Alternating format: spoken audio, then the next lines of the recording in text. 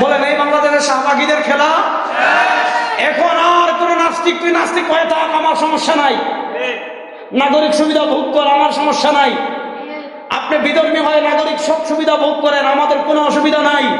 কিন্তু এই 92% মুসলমানের বাংলাদেশে আর কোন নাস্তিক, আর কোন মুরতাদ, আর কোন বেঈমানকে সরওয়ার দু আলম সাল্লাল্লাহু আলাইহি ওয়াসাল্লামের ইজ্জতের উপর আঘাত করার সুযোগ দেওয়া হবে না। এখন আর সুশীলগিরি মারানোর দিন শেষ, বাক স্বাধীনতা মারানোর দিন শেষ, শাহবাগী খেলা শেষ।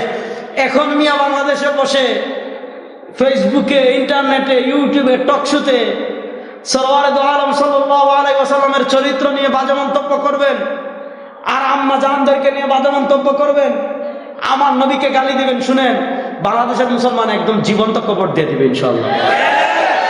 নবীর প্রশ্নে কোনো আপোষ নাই।